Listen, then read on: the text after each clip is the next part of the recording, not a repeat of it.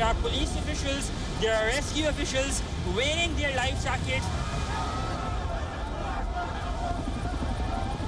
The government by and large is helping people being relocated to safer spots. What you see behind me is all water.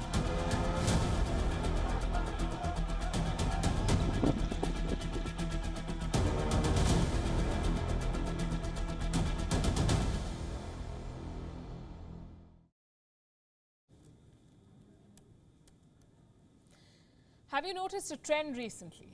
We use the word unprecedented a lot more, mostly while talking about the climate, and there's a reason for that. Earlier, our climate was stable. You could predict the frequency of rain or the intensity of cyclones. Now it's anybody's guess. Climate change has supercharged our climate events, and the result is this: every week there is something unprecedented.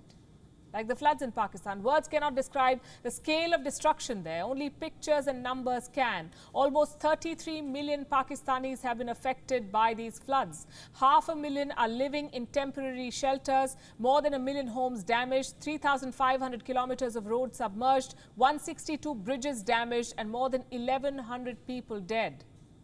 Pakistan's government says the losses could top $10 billion. What led to the scale of destruction? Supercharged rains. Pakistan received its highest rainfall in more than 3 decades. The rivers burst their banks, the urban drainage systems overflowed, and the result is on your screen. Almost 1/3 of Pakistan is flooded. These pictures should give you an idea. Most houses are partially submerged in water. The agricultural fields are completely destroyed. In the province of Sindh, 40% of the cotton crop is gone. 40%. Wiped out by the flood waters. Pakistan has deployed both the army and the navy to tackle this crisis. Their helicopters are shuttling across the country to rescue stranded civilians. This operation was caught on camera. Take a look.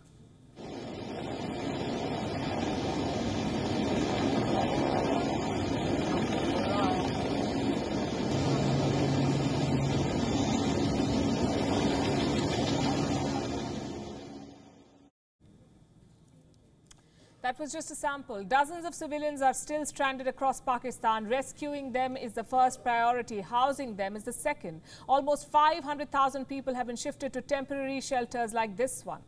You can imagine what the facilities are like. No drinking water, no sanitation, and a daily hustle to get some food. We don't have drinking water. All the pipes have been destroyed.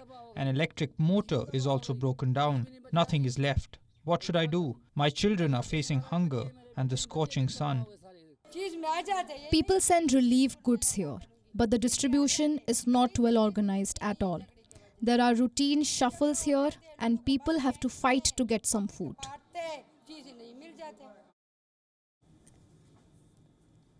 Fighting for food.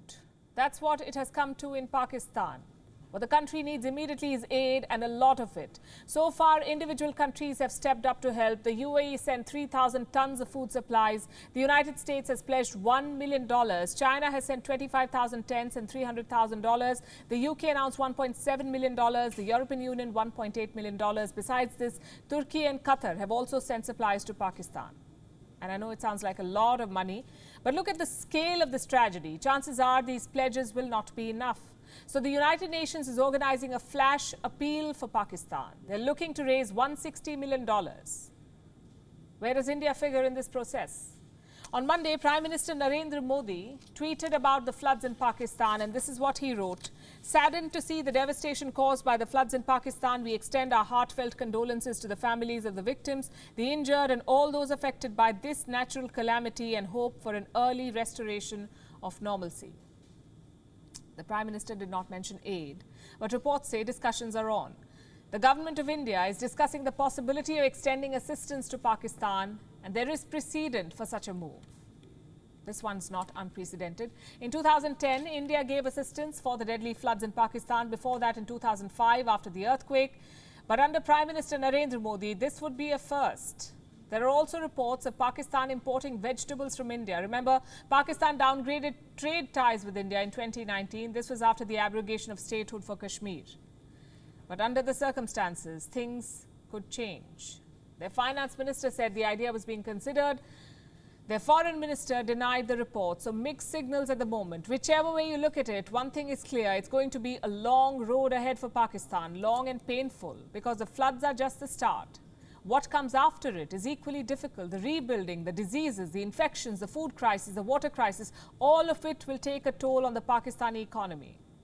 The question is, can they handle it? Well, there was some good news for Pakistan last night. The International Monetary Fund, or the IMF, approved a bailout package for them. $1.1 billion will be released soon, but that alone will not be enough again. Pakistan's economy was already suffering before the floods. Their inflation was at 25%. Foreign reserves were down to $7.8 billion. Trade deficit was at a record high. So chances are these floods could be a knockout blow. Which brings us to the root cause of it, climate change. This level of rainfall is simply not normal. I have some numbers for you for perspective. Pakistan's monsoon was 780% more than average. Imagine that, 780% more rainfall. Some places received 14.8 inches of rain in one day. To give you more context, 14.8 inches is 3 times the national average. Pakistan is the best example of the looming climate catastrophe. First, they experienced rising temperatures. You may remember the heat waves in the months of April and May. That set the ground for these rains. You see, warmer air retains more moisture, almost 7% more per degree Celsius. And where do you think that moisture ends up? It comes down as rain. And remember where this is happening. Pakistan was never an industrial hub. Their contribution to greenhouse emission is just 0.4%, and yet they're suffering the impact. Tells you how urgent the climate crisis is. It doesn't matter if you don't emit carbon dioxide. It doesn't matter if you are a net zero country. Climate change will come for you wherever you are. Does that mean Pakistan's leaders get a clean chit? Well, not quite. There were similar floods back in 2010. Nearly 2,000 people were killed. So ideally, they should have been better prepared this time, maybe built better drainage systems or halted construction near riverbeds. But Pakistan's leaders were busy with other things. Maybe this crisis will be a wake-up call for everyone, for Pakistan's leadership, for world leaders, all the shadow wars, all those proxy conflicts. In the end, none of it matters. The only priority must be the welfare of your people. WION is now available in your country. Download the app now and get all the news on the move.